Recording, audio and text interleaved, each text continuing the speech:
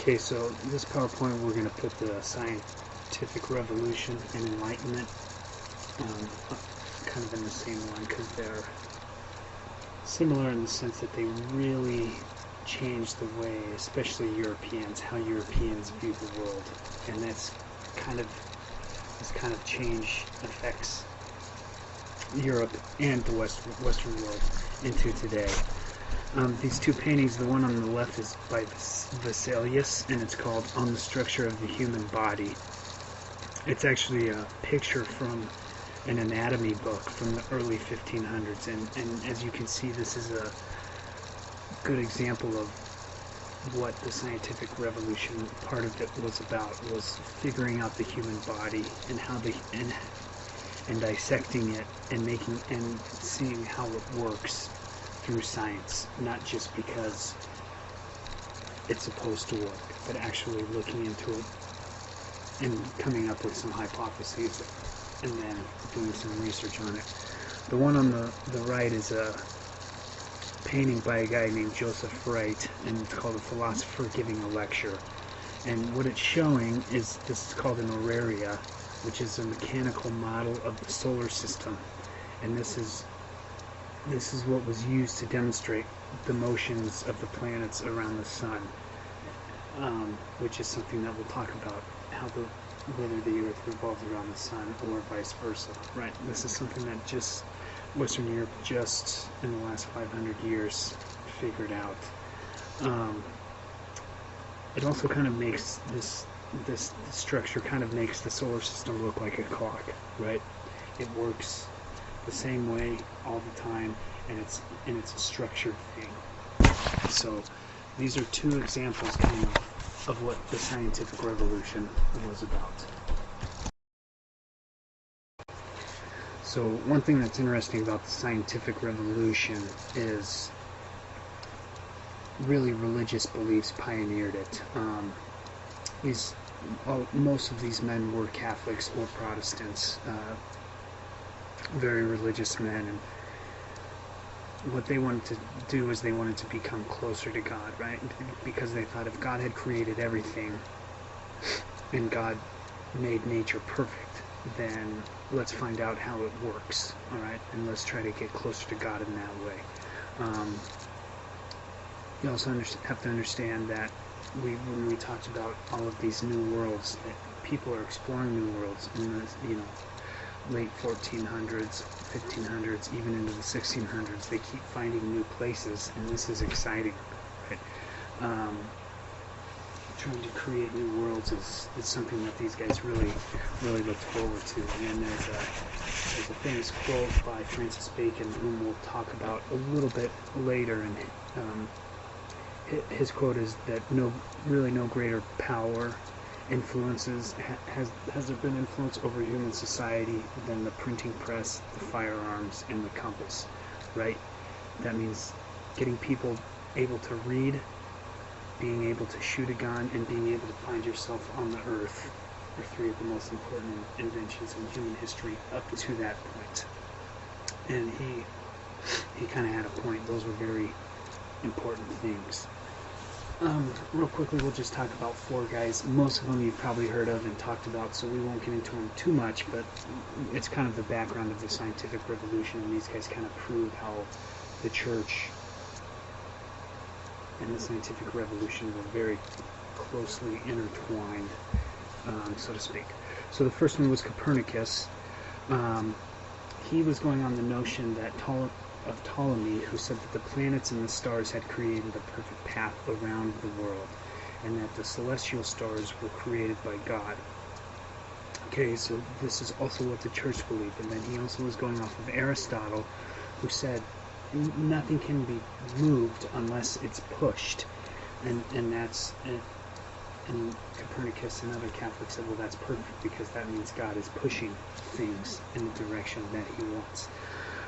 But by the 1400s, they did realize that the planets were not going in perfect circles, but rather ellipses, right? And so they realized that the calendar was not completely accurate. So what the Catholic Church did was ask Copernicus since he was a scientist, to figure out what was going on with the world. If the Earth is moving and it's not the center of the universe, then how come it's imperceptible? How are we still standing on Earth, right? Nobody knew what gravity was or magnetic poles from the moon, right? Nobody knew what those were. So, and they're saying the stars don't change, but why is our calendar not accurate, and why do we know now that we're not moving that things are not moving in a perfect circle around the world, around the Earth? So after Copernicus did all his research, he said, well, the reason why is because the universe, or the solar system, is heliocentric, meaning that the center of the universe is or near the sun. And then he named around the sun, here is an order. Then he said Mercury, Venus, Earth, the Moon, Mars, Jupiter, and Saturn, and then the fixed stars. He kind of figured out the solar system up to Saturn. He also figured out that the Earth has three motions, right? The daily rotation, the annual revolution around the sun, and then the annual tilting of its axis, right? That's why we have summers and winters, because it's tilting while it's spinning, while it's going around the sun. And then he says the distance from the Earth to the sun is small compared to the distance from the Earth to other stars. He says Earth is the sun is the closest star to the Earth. Now, for all of this went against what the church was teaching, so they actually arrested him for saying that, because the church had said that the solar system and the universe revolved around the Earth. So after Copernicus dies, Tycho Brahe and his understudy Johannes Kepler start looking into it more. And Brahe's real quickly, his story was he was walking home one night in 1572 from a lab, actually, and he noticed a new star in the sky that was really bright, and like a brand new star, and he couldn't believe it. So he kept asking everybody around him, do you see that star? Because then you could see it during the day, and everybody said, yeah, we can see that. And basically it was out for 18 months, this brand new star. It was actually a nova, which is a rare event, which you guys probably know. It's when a star, layman's term, is when a star bursts. It's basically a nuclear explosion, right? But then the questions came up: what was it, and where was it? If it was below the moon, that would be termed the sublunary region. That would be okay, because this region below the moon, according to people, was where change and decay took place. But on the other hand, if it was on the other side of the moon, which is called the eighth sphere, that's like where the fixed stars were in the edge of heaven, and if it happened out there, then that would completely contradict Christian dogma, right? That's kind of where God lived, and that sphere had supposed to remain unchanged since the beginning of time, since the beginning of creation. So, long story short, he does all of this research, Brahe does, and he finds out that it was in the eighth sphere, and he was a little nervous about publishing it, but he did anyways, and it basically published his account, his methods, and his findings, right? His year-long search, showing that yes, that is a new star, and yes, it's on the other side of the moon. So yes, that means that the eighth sphere does not remain unchanged. So does that mean that God doesn't live out there? Well, nobody knows that, but we do know now that it changes. The church did not arrest him. He actually ends up teaching an astronomy class, because I think it's the king of the Netherlands invites him and asks him to teach school there, so he ends up doing that. So you get that change. His understudy Johannes Kepler was more like Copernicus than Brahe. Brahe wasn't a Catholic, I believe, so he had very little to do with the church, but Kepler was. Kepler believed that everything in the world was created by mathematical laws. So if you could understand those laws, then that would make you closer to understanding God. And when you get closer to understanding God, then you get closer to heaven, and that's how it works. He is the real first person who really proved that the Earth moves in an elliptical fashion as opposed to circular. Right? Copernicus said, I think that is, but he didn't prove it. Kepler is the one who proved that.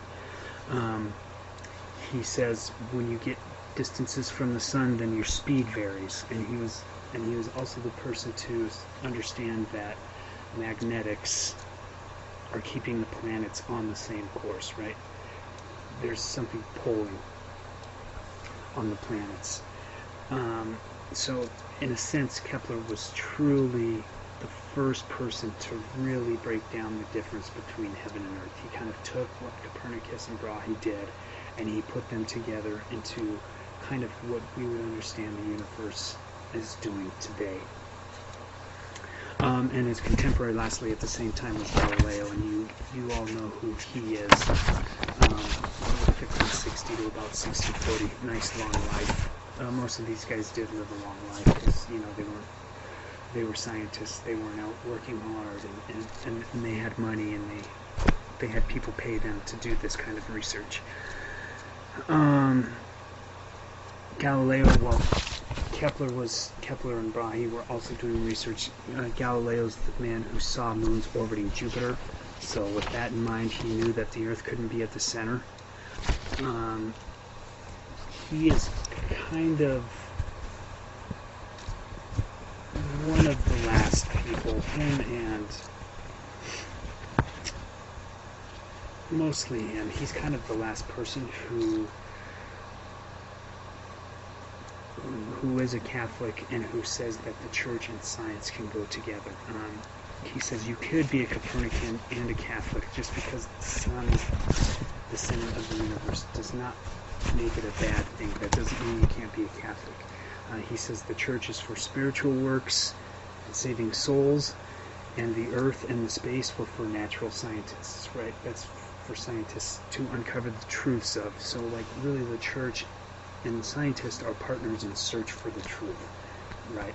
The closer you the more you understand everything, right? The more you understand heaven as well. The church teaches us how to go to heaven. Science teaches us how heaven goes. Okay. So that was kind of Galileo's idea. He did have a friend who was elected pope, and so he thought he could get away from. This is kind of the end of the Inquisition here, but he could not, and basically Galileo was put in house arrest for the rest of his life. But he still was allowed to do research, and that's when he came up with a lot of these ideas. So that's kind of the case of the scientific revolution, and it's still very much steeped in church dogma at this time, even by the mid-60s. So here are just 3 different ways of looking at the solar system. The top left would be the old Ptolemaic Aristotelian view of the Earth as the center and everything goes around it. The top right is what Brahe thought, and this is kind of interesting. So he thought that the top is the Earth, and most of the planets are revolving around the Earth.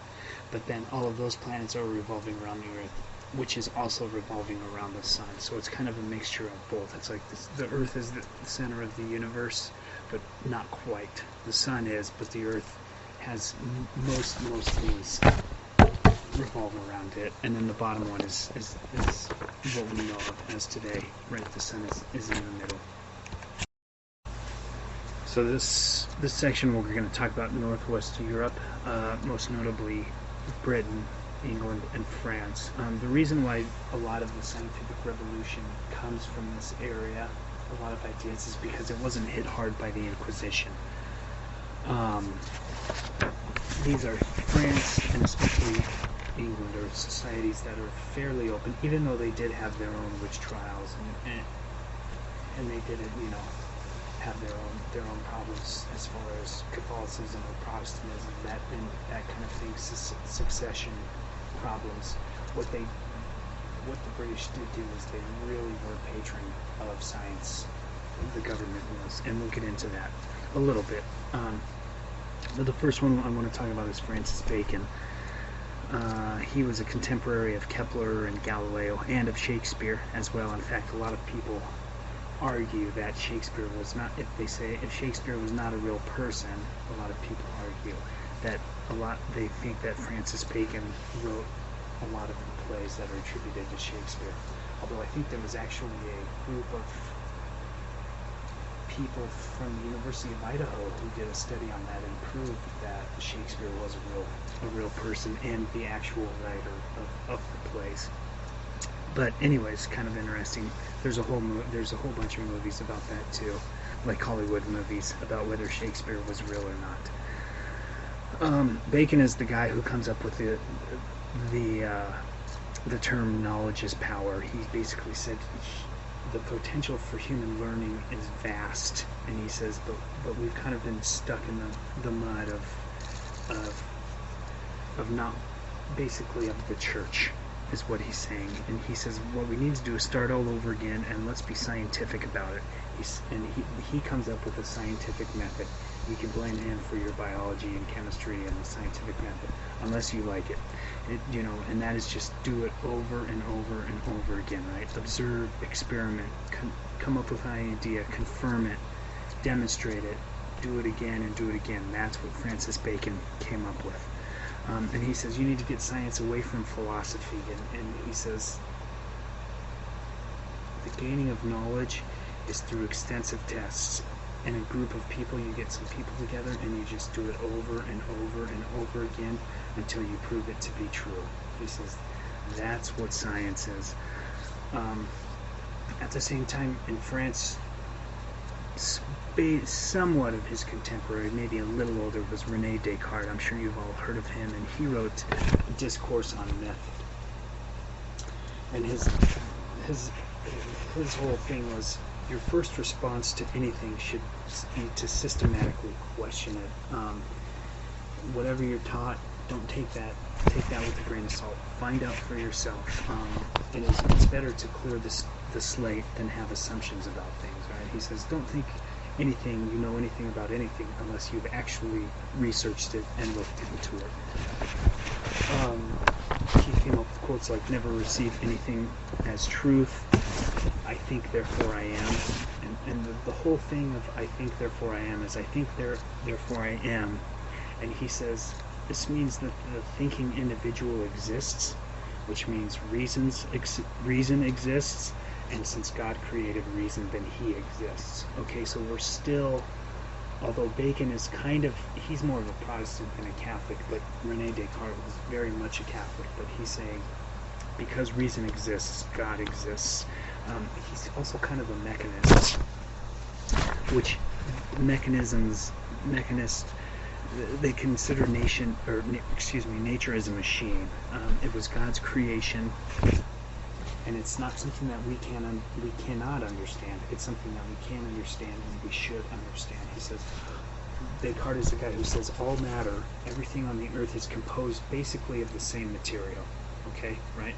Everything's made of carbon or oxygen, water, whatever. And everything's made of the same material, and it operates according to regular and predictable laws, and thus it's applicable to human reason. So that's what mechanists and the idea of mechanism is that the earth is basically a machine, and we can understand this. And out of this we get the actual laboratory because of René Descartes and Francis Bacon, these guys saying you need a place where you can do all this studying, and out of this you get the laboratory. But at the same time, these two thought differently, and it's inductive versus deductive reasoning. You probably all have heard of deductive reasoning because that's Sherlock Holmes. Don't even get me started on Sherlock Holmes. But, anyways, the two men had two different ideas. Basically, inductive reasoning was what Francis Bacon thought, and that's basically a probabilistic kind of idea.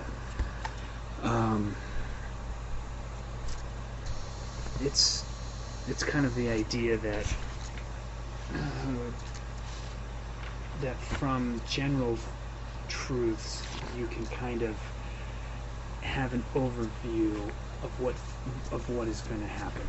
For instance, I don't know, a good example would be, let's say you go to India and all the tigers in that particular region that you have observed have black stripes on orange fur. Your inductive reasoning argument would be, therefore all the tigers native to that region have black stripes on orange fur. Now you don't know that because you haven't seen every single tiger who lives in that region. There could be some tigers with black stripes on white fur, etc., etc. But that's what inductive reasoning is. Another example is if it's kind of about likelihood. All right. So, for instance, 90% of human beings are right-handed.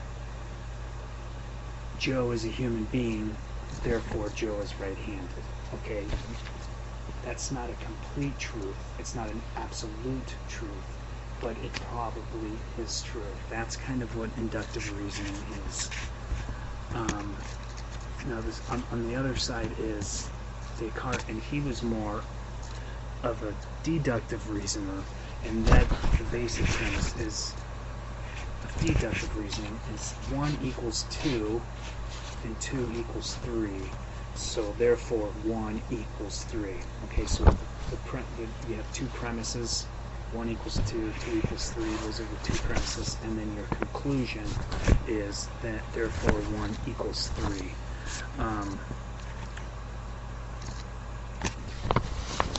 There's all kinds of different ideas about deductive reasoning, but I guess a good one would be something like along the lines of 100% of life forms on the planet need water. So if you find a new life form on the planet, it will need water. Okay, you're using things, absolute truths, to prove what will happen next. Okay, or another example is all oranges are fruits. All fruits grow on trees. Therefore, all oranges grow on trees. That's a very sound and valid use of deductive reasoning, right? So it's just kind of an interesting way of looking at things and how these two men use two different ideas to prove the same point. The bottom line is deductive reasoning you can only build that upon things that we know to be absolutely true, 100% true.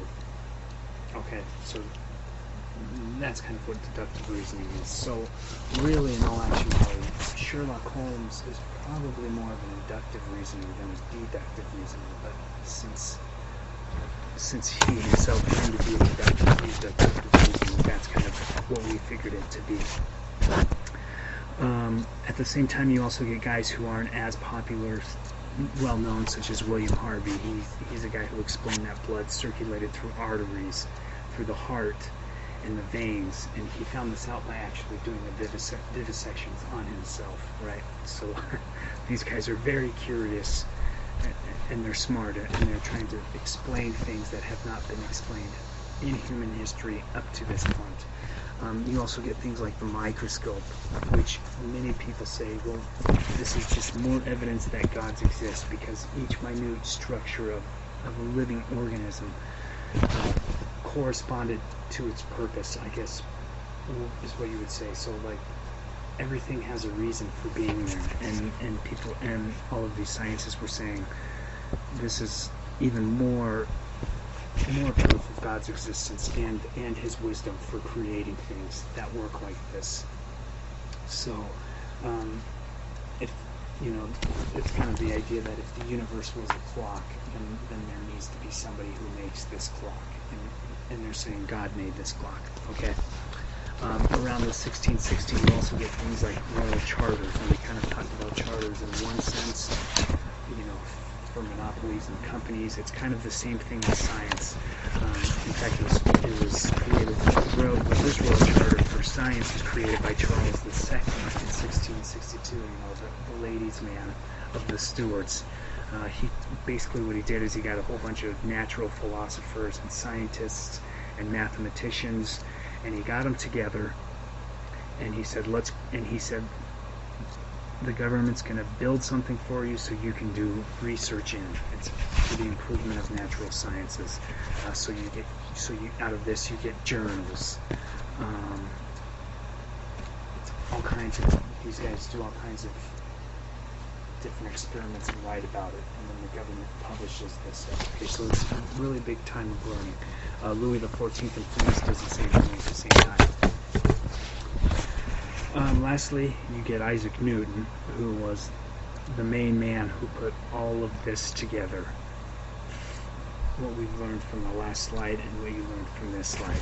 He lived from 1642, also had a very long life, and his idea was human beings are people who just stand on the shoulders of other giants. So he's basically saying, what I'm doing is I'm taking all of this knowledge that all of these other people have accrued, they are the giants, and then I'm going to stand on their shoulders to see farther, and it's because of their knowledge that I'm able to do other things and move forward.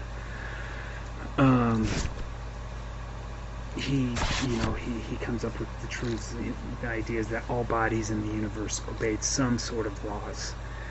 He's the guy who created integral and differential calculus. It's kind of so how you can measure things in space. And most importantly, he came up with the idea of gravity. The interesting thing about gravity is he didn't know what caused gravity. He just knew it was there, right? He's saying you can't really explain everything. To us, gravity is very simple, but at the time, this was historic. It was very far. It's very far from simple for the time.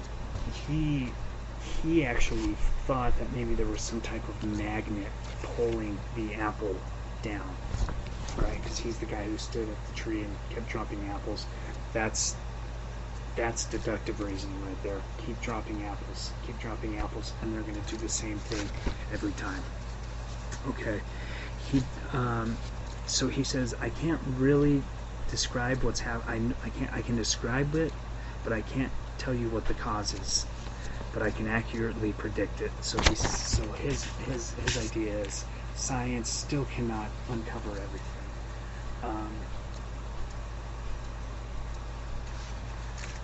We talked a little bit about Galileo beforehand, but Isaac Newton was really, really the last representation of the old tradition, because we have to understand at this time, rarely did scientists not attribute things to God at this time. They were using science to prove that God existed. Even Newton was.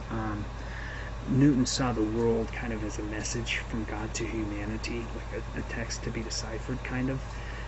But he is really the last representation of that old tradition. This idea that God moves everything and we're getting closer to God. After Newton, it's not necessarily a complete separation of church and science, but after Newton is when you kind of start getting the segments of the science population and segments of the church population really, really not getting along, where scientists kind of start trying to prove that God does not exist. Okay? So Newton's the last of these guys who are trying to prove God exists through science, who's very popular and well known. Okay, so kind of after the scientific revolution starts, the Enlightenment also starts. I don't know if you maybe 50 years after, so you can't really give a time frame on it, but that's the case. And we'll talk a little bit about a few of the people who were some of the main thinkers. I'm sure you've heard of most of them, but we'll go into them just a little bit and what their ideas were. the basic foundations of the Enlightenment were the ideas that of the party, kind of the party of humanity, um, which is basically the idea that this human reason would prevail over superstition and traditional thought. Okay? There's a basic confidence in human reason from science and nature, and all of these kind of operated by law. So this is kind of a direct example of what the scientific organization is doing in the realm of ideas and political thought, because the Enlightenment also has some very important political theories that kind of shape the way the Western civilization thinks politically. There's a lot of philosophers. The first one was David Hume, who was Scottish, and he says, just like Newton said, and these other guys, and Bacon said, if you look at things scientifically with rigor, then you can look at human relations and governments and how you live your life with rigor as well. He says you need to study your morality, your mind, your government, and the only way you can really do this is through experience. And to experience things, you really have to challenge the authorities, whether it would be the government or the church or whatever. That's what experience is. It's not taking what they say and just believing it. You need to go out and experience yourself. There's another guy named Kant, who's a German, who's very interesting man, kind of hard to understand half the time what he writes. You don't really know what he's saying, but he says really what enlightenment is it's an escape from humanity's self-imposed immaturity. He says your intellectual history is like the growth of a child, and your parent is the Catholic Church. Right? The Catholic Church is kind of telling you what to do as you grow up. So they're basically your mom and your dad. And when you come of age, you need to think without anybody else guiding you. All right? Don't listen to what your church says. Don't listen to what your parents say. When you come of age, it's time for you to go out and do things on your own. He says reason kind of requires autonomy or freedom from tradition and well-established societies, because all of this organized dogma and things are just bad for human beings, bad for thought, bad for coming out with new ideas, and we'll get into that a little more there. And I don't know if you remember now, we also talked about Locke and his idea of the tabula rasa, basically meaning human beings are a blank tablet, and only when a person really begins to experience things does anything really register in their minds. Okay, you need to go out and experience for yourself what's going on. And you can do this by kind of organizing all of your knowledge, and you can study human affairs just like you study scientific ones. Okay, the laws that govern the rise and fall of nations and comparing governments and things like that to try to find the best one, that's the same thing as doing a scientific method, right?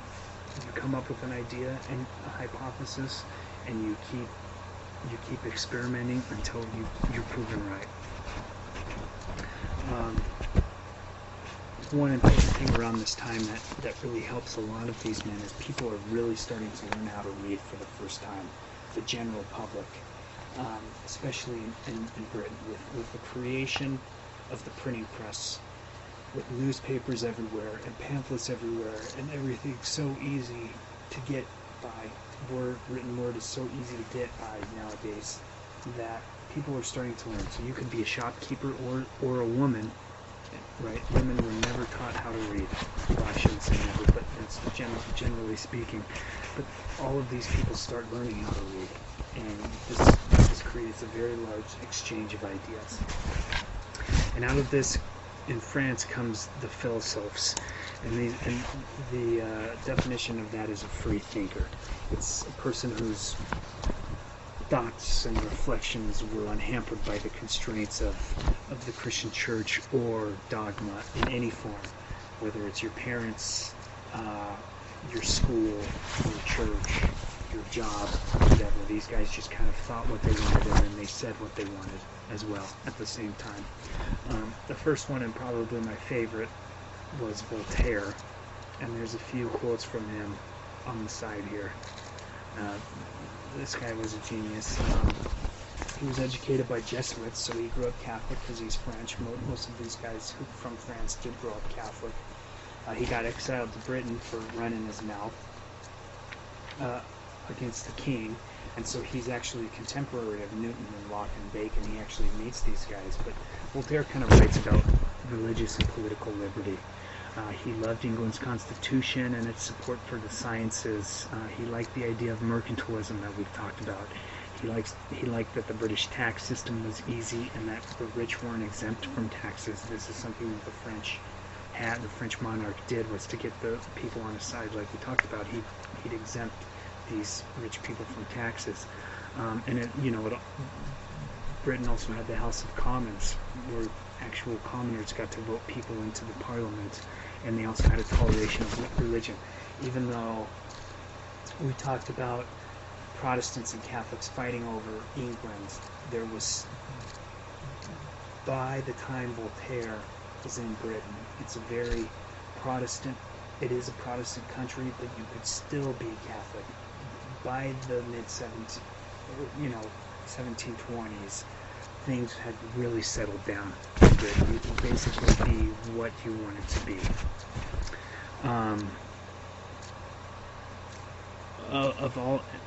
Of all the things that he hated the most was bigotry, faith in miracles, superstition, and dogma. Okay, he said we need to crush those infamous things, his words, because those things create repression, fanaticism, and bigotry.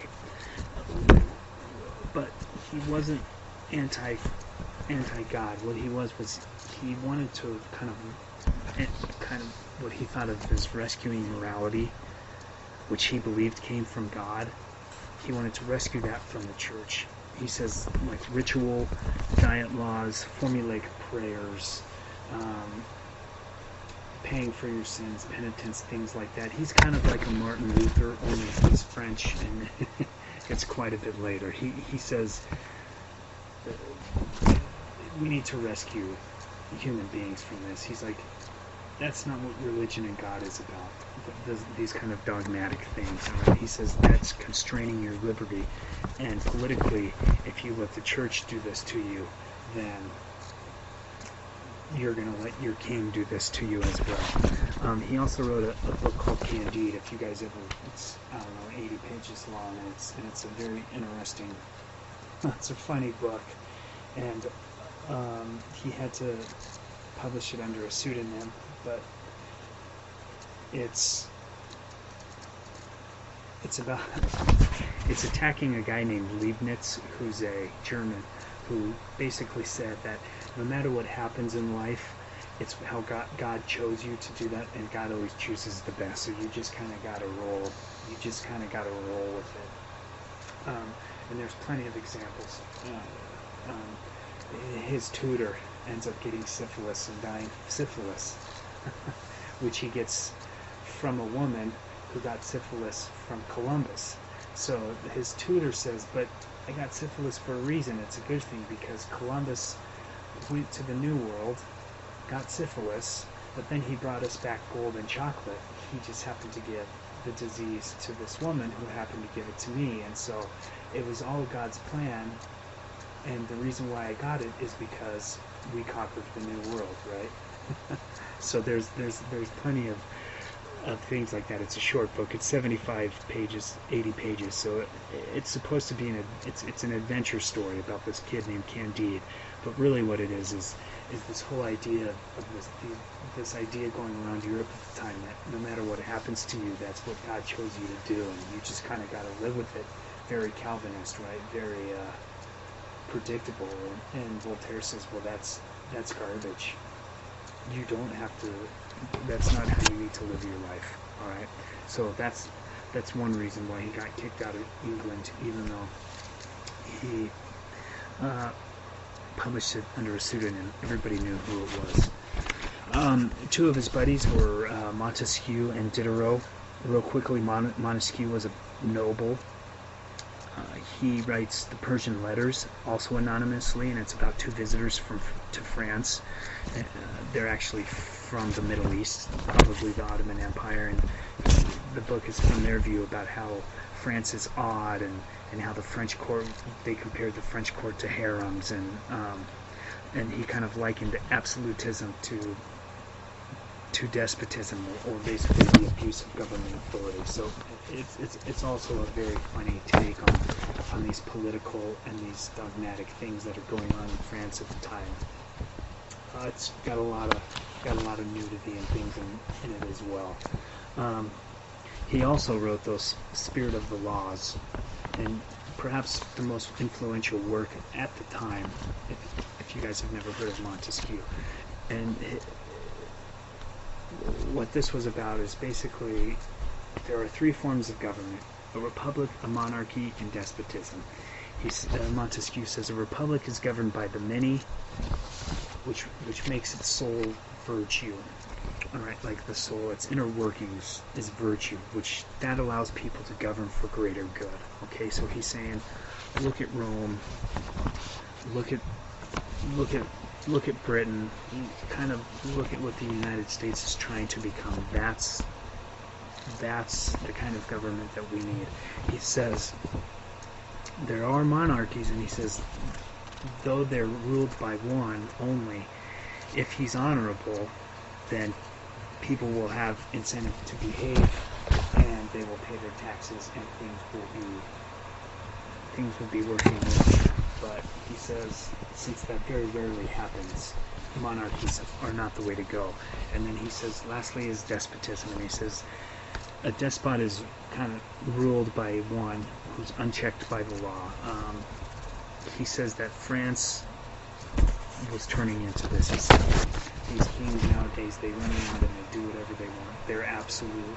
We talked about absolutism, and Montesquieu says this cannot be happening because this is not a good government. He says, look at England. They have checks and balances. They have a legislative and a judicial. These are all things that guarantee liberty and a sense of freedom. All right? And he says despotisms and monarchies do not have that, but republics do, right? So this is something that the United States will eventually become. At this time, you also have Diderot, who is the man who created encyclopedias, what we know of as encyclopedias today. But so he gets all of this knowledge and he collects it into one thing. Now, I don't really think we use encyclopedias anymore because we have the internet. But Diderot made it funny. Diderot was an atheist. He was not a Catholic. You can see by the bottom quote. This guy was not, saying we need to free the Christian religion from dogma. He's saying all religion is bunk, right? He's an atheist.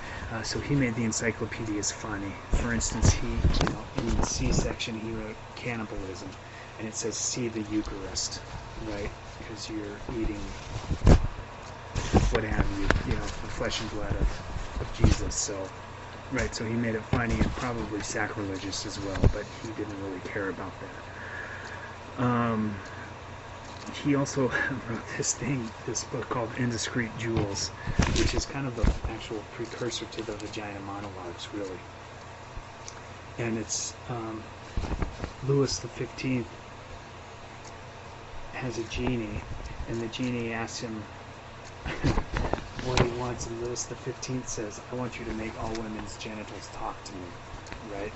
So it's called Indiscreet Jewels if you want to read it. The whole book is about how this king finds out everything, right? Like state secrets and everything. It's basically about the power of women and their sexuality. So like everything that these women know because of the power they hold over men. So anyways, those are three of the main French guys who kind of pushed the Enlightenment from a religious and political sense. The next section will really, really talk about the political side of the Enlightenment. And these guys were funny too. Okay, so real briefly, we'll talk about Empire Enlightenment. So the whole idea is that Enlightenment didn't just talk about humanity, but also how to make nations more prosperous, more efficient, stronger.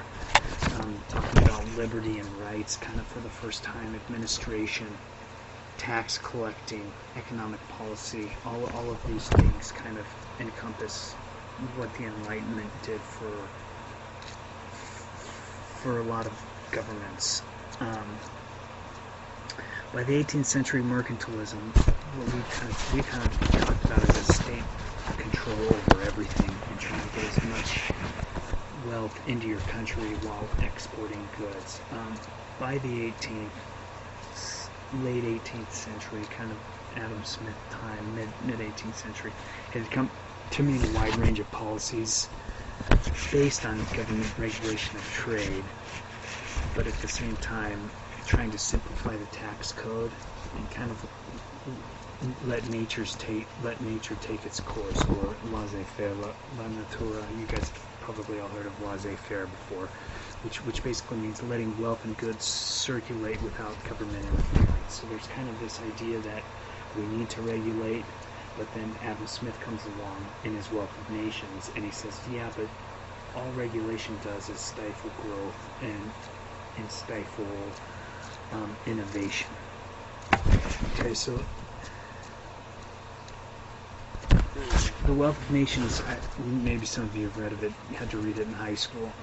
The central issue was kind of the productivity of labor and how labor was used in different sectors, and what Smith comes up with is restrictions, such as high tariffs, taxes on imported goods, things like that. That did not encourage productiveness. He says what you need to do is let individuals go out and get what they can for their own interests. Let them do what they want to do.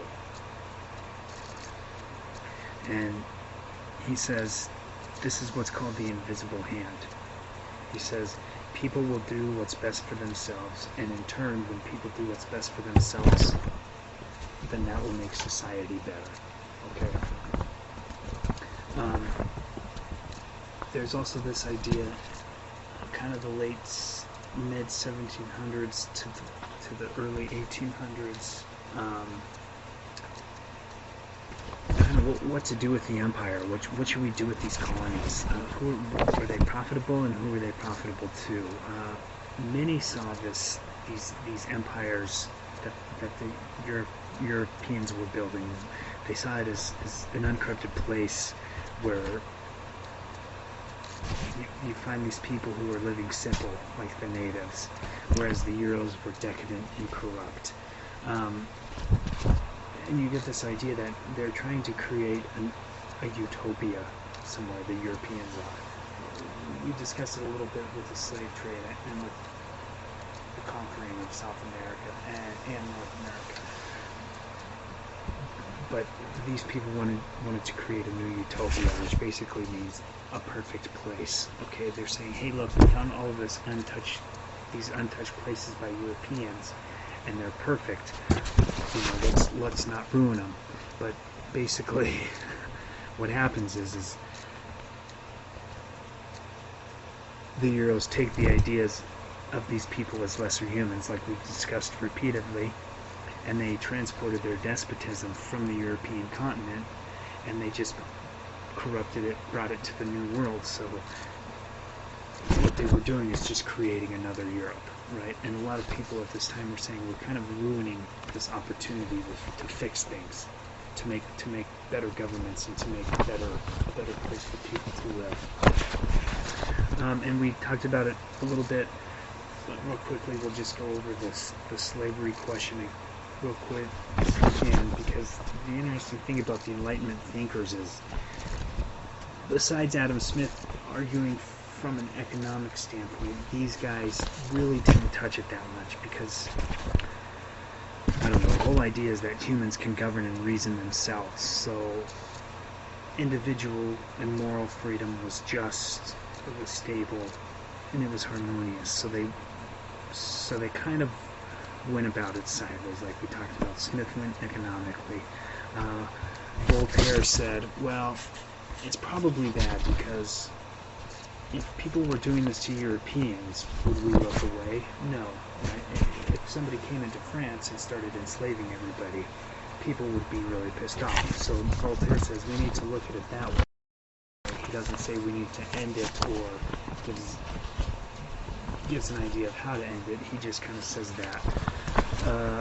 Montesquieu does say that slavery debases not only the slave, but also the owner. And he says, but at the same time, societies balance their systems of labor according to their needs, right? He says, so, yeah, it's debasing, but, some societies run on slavery, and so, as an enlightened thinker and as a person who thinks about the economic side of things and how people can prosper, maybe slavery isn't a terrible thing. And lastly, all of these men defended property rights. Okay, all of these men were very much into the idea of private property. What I own is mine. It's not the government's, it's not the churches, it's not the cities, it's not the states, wherever you live. I worked, I paid for it, it's mine. And, in a sense, that's what a slave was, right? A slave was property. So these guys really couldn't go out and venture too far into the anti-slavery thing because that's what they're arguing for at home. They're arguing for the right to keep property and not have it taken away from them.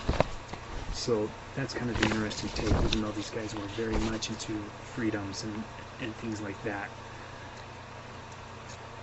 They only go so far. Okay, so we'll talk about two of the radicals of the Enlightenment, and radicals in the sense that they were enlightened thinkers. Well, especially Rousseau. Wollstonecraft not so much, but Rousseau was definitely an outsider because he shared the search for intellectual and political freedom with these other people. He hated inherited privileges, and he also believed in creating a just society. Where he went is he ventured off from complete human reason, like these other guys did. He talked about the cult of feeling or the sensibility. He got deep into psychology and the idea that reason doesn't rule all. And he's also one of the first people to ever talk about popular sovereignty and democracy in the Enlightenment movement. Obviously, democracy was from a long, long time ago in Greece, but he's kind of the first person to bring it up again. For 1,000 years, basically. He also writes about the social contract, but his ideas are a little different. He basically says man was born free, and everywhere he is in chains, right? So his idea is that although these other guys were talking about property rights, Rousseau says property is how people get separated from each other, right? The more property you own, the richer you are, and then that just creates a society that's not just, and that's what corrupts the social contract of the government with its people. Is the idea that the government starts owning more land than the people, and then there is no social contract because then the government runs things. But he says. And he also says, who runs the government? The rich and the privileged, because they have more property. And so he's kind of, I don't know, maybe you could even call him one of the first socialists in the sense that he didn't come right out and say abolish property, so to speak, but he says it does corrupt, and when there's not a balance of property ownership, that's when things go wrong. He says freedom does not necessarily mean that there doesn't need to be a government. It's not an absence of restraint, but it's when equal citizens make just and equal laws and every single person follows them. Rousseau says that is the perfect society, when people make just laws and everybody has to follow them, and they do. Okay? He says, I know that there's not going to be equality. I know that not everybody's going to own the same amount of land. He says, but what kind of society I want is one that's where you can't be rich enough to buy another human being or poor enough to sell your soul to somebody else. He says that's when society gets out of whack. So he says slavery, wrong. Prostitution, things like that, wrong. Selling yourself for money, wrong. That means something's wrong with society. His whole ideas about the social contract and sovereignty is sovereignty belonged to the people alone. So when individuals form this body politic, so to speak, this big conglomeration of politics, that body becomes more than the sum of its parts. Okay, these are people who are bound and obligated by mutual consent rather than unjust laws. Okay, so this is what he calls the general will. When you put the common interests of society above individual demands, because he says really everybody wants to be equal, but not everybody is. Okay, and then like Hume and a lot of these other enlightened thinkers, he says, well, how you learn things is through experience. He says books are for adolescents and older. If you're a young child, all you need to do is you need to go out and you need to play in the mud and you need to get hurt and you need to experience things, because that's how you learn things. And then once you do all that, then you come back and you start reading books, so you know what it is like to be on outside and you know what it's like to be on the inside as well. Unfortunately, Rousseau's ideas of women were the only thing that women need to learn were how to be good wives and mothers. He says, because his quote is, dependence is a natural state for women. So when he talks about property and equality of people and things like that, he's talking about males, not females. But somebody who does come along who says that's not true is this woman called Mary Wollstonecraft. She agreed with Voltaire that there are injustices in society, but she says a lot of this has to do with inequality due to birth, right? Whether you're a male or a female. But she's saying, well, like Rousseau's saying, she says, when you're talking about equality, why don't you just add women to that equation, right? She says women are virtuous too. She says women have the same innate capacity to learn, to reason, and to govern as men.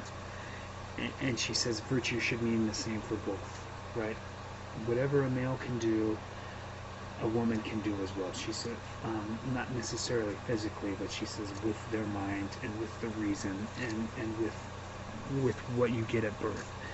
She says, and what that means is all relations should be based on equality, no matter who you are, whether you're a rich landowner male or the poor woman who's, working 60 hours a week at the making shirts, right, for 5 cents a week or something. She says those people are equal. It doesn't matter whether you're rich, poor, a woman, or a man, right? That's how all relationships should be based.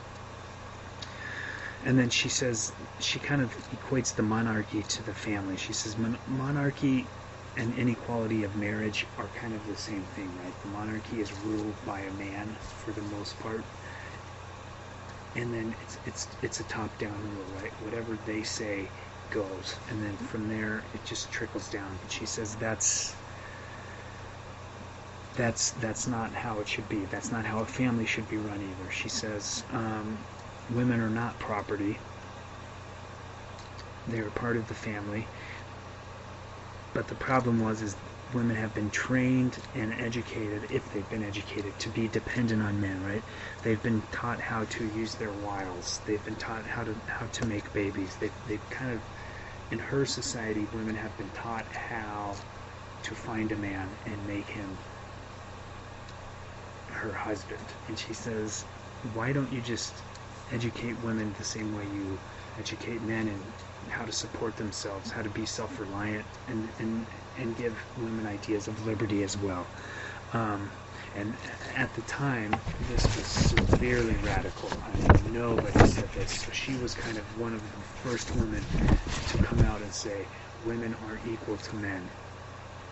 And I mean, she was just radical for just saying that middle-class women might have some political rights. She even brings out the idea that maybe women should be able to vote, right? So, and these are, I mean, we all know that women weren't allowed to vote in most Western civilizations until the 20th century. So, I mean, she's 150 years before her time. So anyways, these are the two of the main radicals who you may or may not have heard of before, and these are their ideas, but it's all following the Enlightenment. Same principles, same ideas. Okay, so we'll end real quick, just talking about how culture and society changed due to the scientific revolution and the Enlightenment. Like we talked about earlier, I mean, this is the time when people really, really started to learn how to read. You get printing presses that were very efficient. Books, mass-producing books, newspapers, very important, pamphlets, things that people could read that because, I mean, it was kind of, you know, there was kind of pornography. It was about court life. There were gossipy memoirs, things about crime and punishment. And while a lot of, especially the French government, was trying to hold all of these ideas down and send them to pamphlets and newspapers, obviously all that did was make them worth more, and it made people want them more, right? So even more of it was being printed. And the French also come up with this thing called the salons, which was organized by aristocratic and well-connected women, right? Where they would have tea and coffee, and they would invite all of these very rich people and these thinkers, these modern thinkers, right? You would invite Rousseau if you had the money to pay him, or you would invite Voltaire to come to your salon, and then you would sit down people would talk about ideas through the night and get drunk and drink coffee and eat and do other things, you know, that entails, which is distinguishing themselves from academies and universities, right? You debated, you got drunk, you eat, and you probably have a lot of sex, right? That's kind of this whole idea of the salons, and these were really run by upper middle class aristocratic women. Okay, but not only were they decadent, but they were also fountains of ideas, right? A lot of ideas were circulating around as well. You also get lodges, which is the Masons, etc., which is kind of the idea of belonging to an active and a learned elite, right?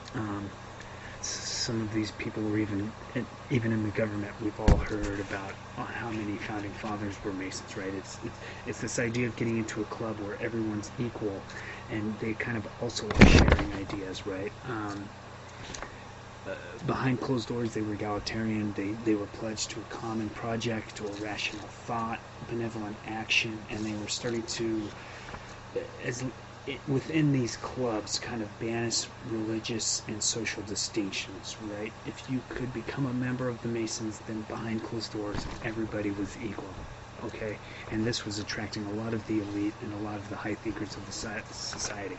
You also had coffee houses come into effect. We see coffee houses everywhere today, but this idea of going somewhere to drink coffee is a relatively new idea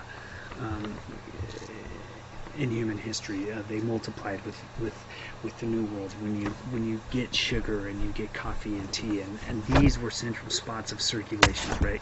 These were where the newspapers and the merchants and most people hung out, and they all gathered there, because even if you couldn't read, you would gather at one of these coffee houses, and people would read the newspaper out loud, or they'd read pamphlets out loud. So even if you were not able to read, all of these ideas are being circulated around, right? Like monarchies are unjust, ideas of democracy or voting or equality or any of those ideas. These are all starting to spread through the written word, right? All of these ideas, and these ideas are important. I mean, that's what this country is founded on, right?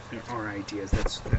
So the ability to think critically and speak freely outside of religion, kind of this whole idea of public sphere, comes into effect, and the idea that the public matters. Even these monarchs from France were starting to realize that we think of the public sphere today and governmental issues, and that's how they did too.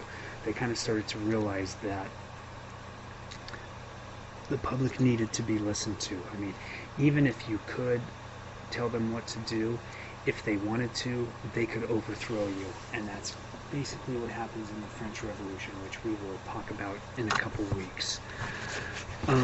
Also, this burgeoning of the middle class. They don't think of themselves as middle class, so to speak, yet, and this is really a British idea that comes along a little later, but it's starting to flourish in this time. This, like shopkeepers, professionals, artisans, lawyers, all of these people, they're all getting books. Women are starting to learn, being educated, starting to learn how to read. Instead of just owning a Bible now, you buy, you sell, you trade books. A lot since middle class women, kind of urban women, professional women, were starting to learn how to read. A lot of books on etiquette and things of that nature, on how to behave, on what kind of education they need. Things like that start being printed because women are really starting to learn how to read. Okay, and then there's still, and there still is today in most countries, this dichotomy between urban and rural. But the good thing, especially if you lived out in the rural areas and you did not know how to read, or you couldn't get books as easily, you knew how to read, but you couldn't get books as easily, there were things that weren't books that would still tell you things that were going on. They had woodcuts, prints, drawings, cartoons. Satirical cartoons were very important back then. The comics, right? They tell a story with very little, usually with very little writing. They kind of tell the story through pictures. And this is how a lot of people in rural areas got their news. So any of these things you could find anywhere. Books, not so much in the rural area, but all of these cartoons, newspapers, things like that, they would make their way out into the country, and then that's just how things were spread. Another way that ideas were spread were through plays.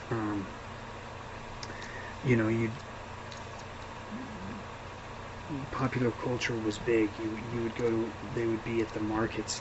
They would have festivals. Plays would bring a wide range of people together, and then they would all sit and they would watch a play by Voltaire, and he would be making fun of the king without saying it is the king, and people in the rural area would know what he was talking about, even though he doesn't say this is the king, right?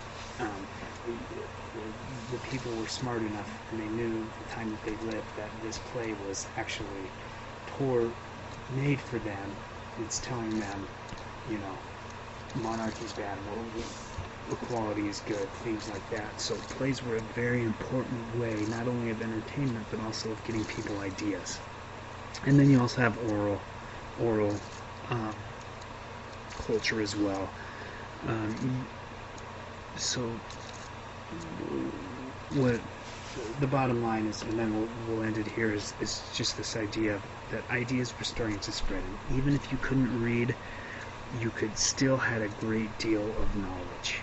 Okay, it was passed on one way or another, so a lot of people are becoming educated and learning political ideas and things like that. And Europe is about to change. This is kind of the 1600s, early 1700s, mid 1700s. Things are about to change with all of these ideas spreading around about popular sovereignty and that people should be allowed to govern themselves. This is very radical, and it really does change the course of history. And only 40 years from now, you're going to have the French Revolution, which completely changes the world. So that is the Enlightenment and the Scientific Revolution. And I hope you got out of it the simple truth that this was a time of great change in Europe. Not only scientifically, but also politically and intellectually.